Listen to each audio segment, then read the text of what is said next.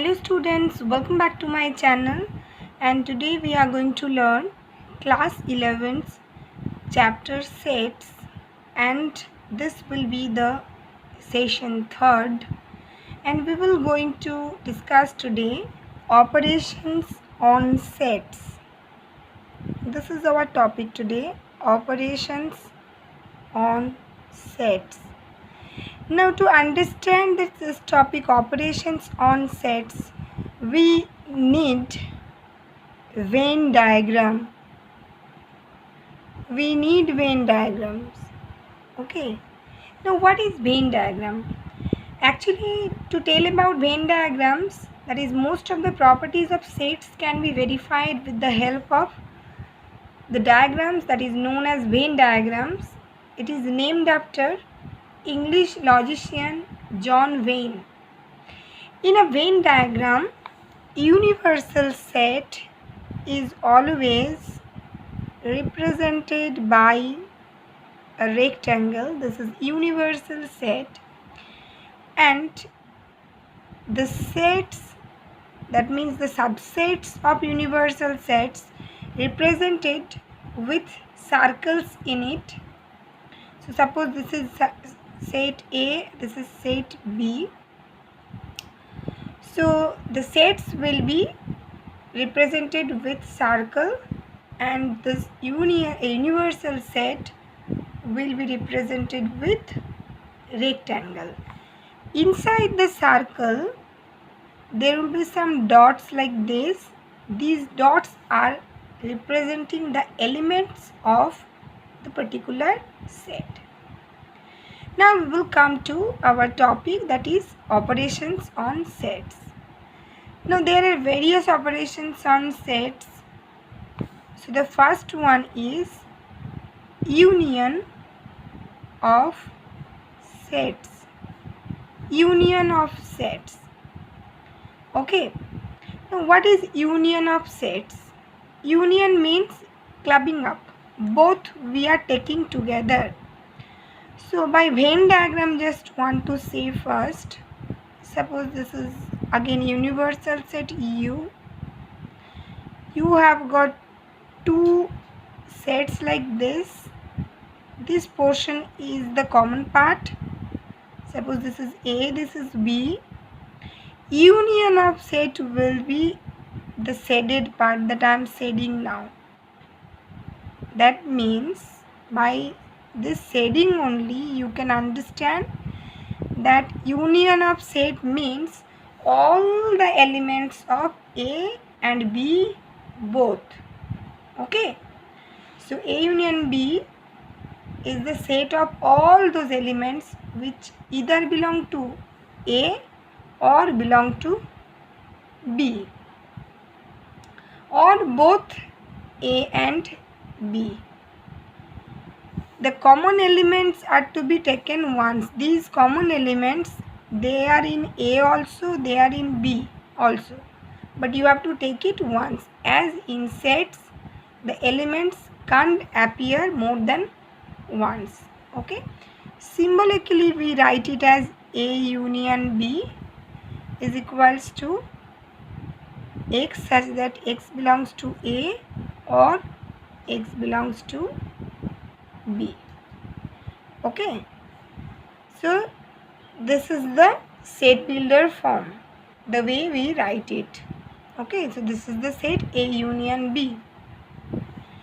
Now let us take some examples. Suppose let A equals to A, B, C, D. B equals to suppose C, E, F. Okay. Then A union B is equals to, we have to write all the elements of A and B.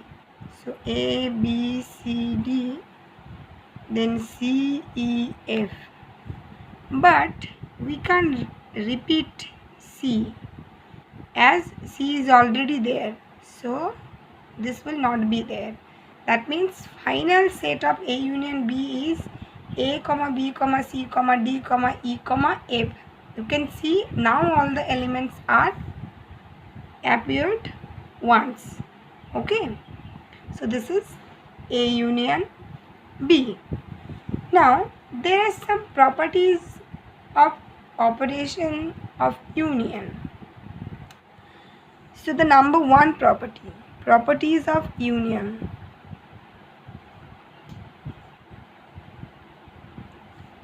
Number one property, that is A union B equals to B union A. This property or this law's name is commutative law. Commutative means if you interchange their places with the same operation, it will not hamper the result. That is called commutative law.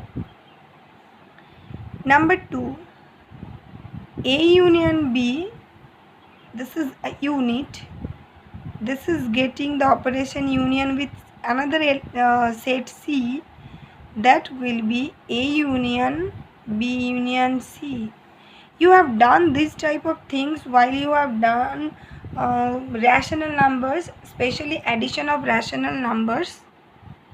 This is called associative law. So associative law, I hope everybody knows, right? It's very simple. Then number three, A union phi. Phi doesn't have any element, so A union phi is equals to A.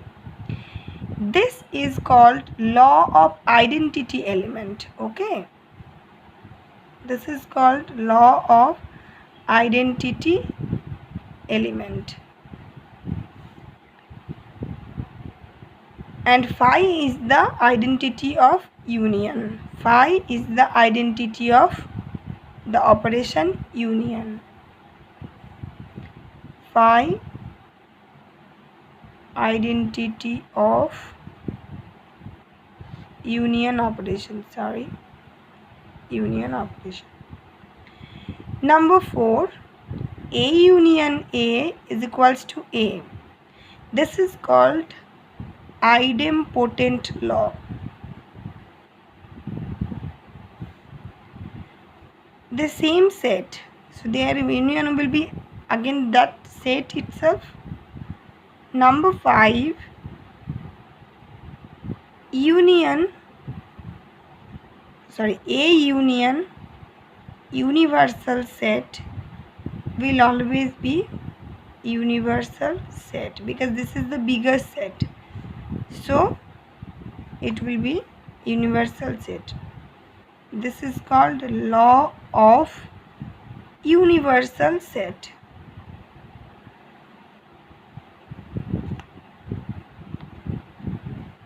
Okay, this is called law of universal set.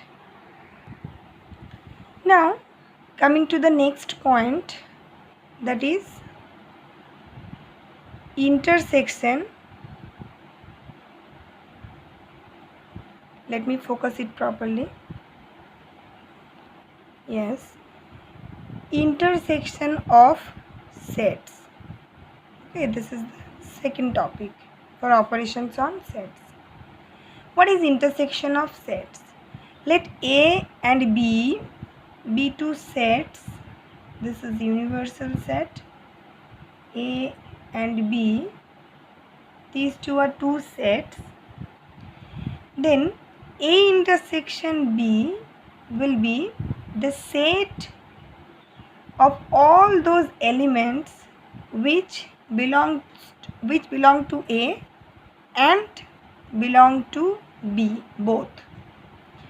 That means we are getting the common part of A and B, and this common part is actually A intersection B. Symbolically it is written as A intersection B is equals to X, such that X belongs to A and X belongs to B. For union it was OR, but here it is AND. X belongs to A and X belongs to B. So just for clear idea, let us take some example. Let A equals to 1, 2, 3, 4, 5 and B equals to 1, 4, 8, 10, like this suppose. Then what I told, A intersection B will contain only the common elements. So we will find out the common elements here. 1 is common and 4 is common, right? So A intersection B is equals to 1, 4. Understood? Now some properties of operations of intersection. Okay, properties of intersection. Number one property, that is A intersection B is equals to B intersection A. Again the same way, this is called commutative law. Commutative law of intersection.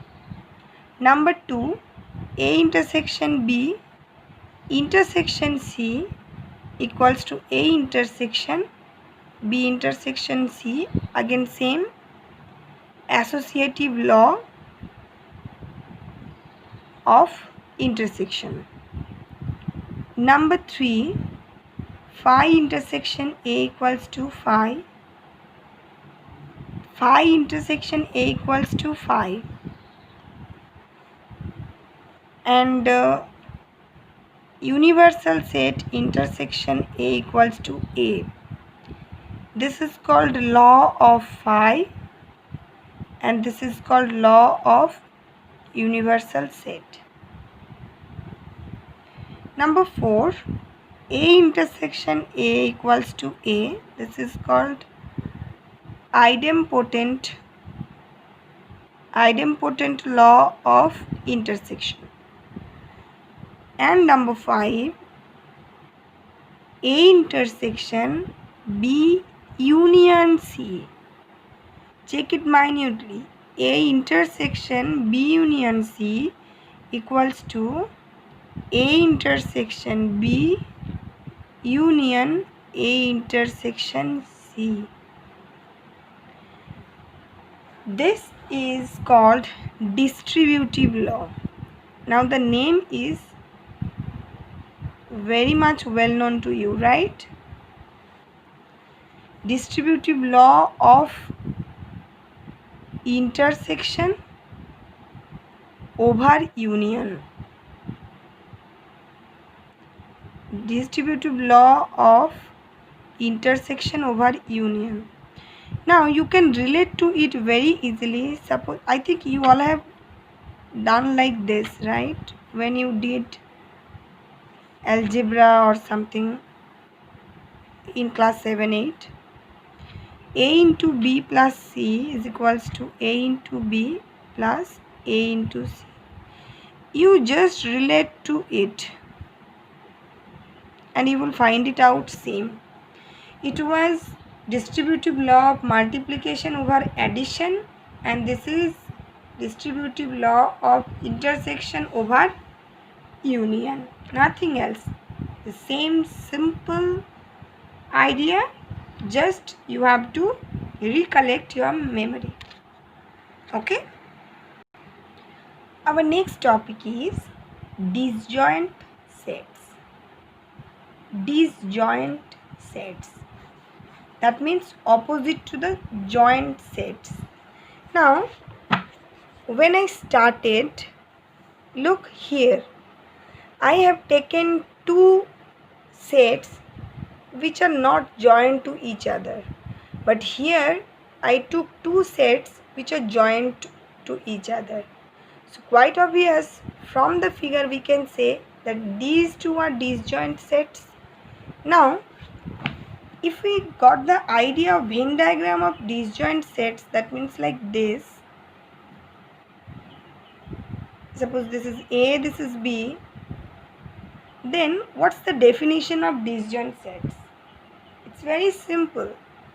Two sets will be called as disjoint sets if the sets don't have any common element. I'm repeating it again. two sets are said to be disjoint to each other if they both have no common elements. Or mathematically you can say A intersection B will be phi. That means they don't have any common element. Okay, and they don't have any intersecting part or overlapping part. Okay, so then these two will be called as disjoint sets. Let us take some examples. Suppose A equals to 1, 2, 3 and B equals to 6, 7, 8, 9. You can see from these two sets, A has 1, 2, 3, B has 6, 7, 8, 9. In both the sets, there are no elements common. That means A intersection B, what it will be? A intersection B will be phi. There is no common element, that means phi. Okay? Our next topic is difference of sets, and this is very, very important. Difference of sets. So for that reason, I am drawing two universal sets, that means two figures of Venn diagrams like this, AB, AB. Difference of sets, let A and B be two sets, then we define A minus B as the set of all elements that belongs to A but not B. A minus B means the set of all those elements. Mathematically I am just writing over here X such that X belongs to A but X doesn't belongs to B. That means this common part also will be excluded, not included. You can see from the Venn diagram, I have not covered the common part also, because in the common part, those elements in the common parts, they belongs to A and both B. Okay, so A and B both, so we can't take it in A minus B. A minus B means the set of all those elements which belongs to A but not B. Similarly, if we write B minus A, the set will be of all those elements such that X, so X belongs to B but X doesn't belongs to A. In that case, we will be covering this part. I hope you understood it. Okay? Correct? Now, from this Venn diagram, you can say one thing, that is, you can say it as notes. There is A minus B not equals to B minus A. Number 2, this figure, if I am just mentioning with dots is B minus A. This striped part is A minus B. This is A minus B. This dot part is B minus A. And suppose this part I am covering, so this darkened part is A intersection B. You can see these all three parts are disjoint to each other. This and this will not have, A minus B and A intersection B will not have any common element. A intersection B, B minus A will not have any common element. So they are disjoint sets. So we can write it A minus B, A intersection B and B minus A are pairwise disjoint. That means if we are taking 2 as its pair, then it will be disjoint, pairwise disjoint. Okay. Another thing, number 3, from the first figure you can see that A minus B is a subset of the set A, because it is smaller than A inside A.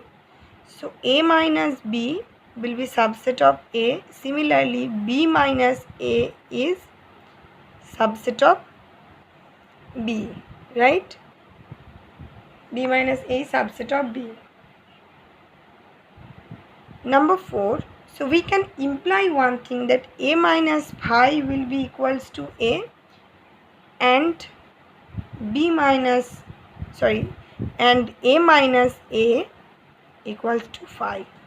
That means if from a set we are just cancelling no element, then we are getting the same set again back, and if we are cancelling the whole set from itself, then we are getting phi left with us.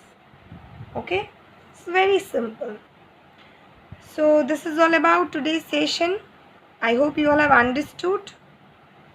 So we will meet in the next session with other topics of sets. Till then, bye bye.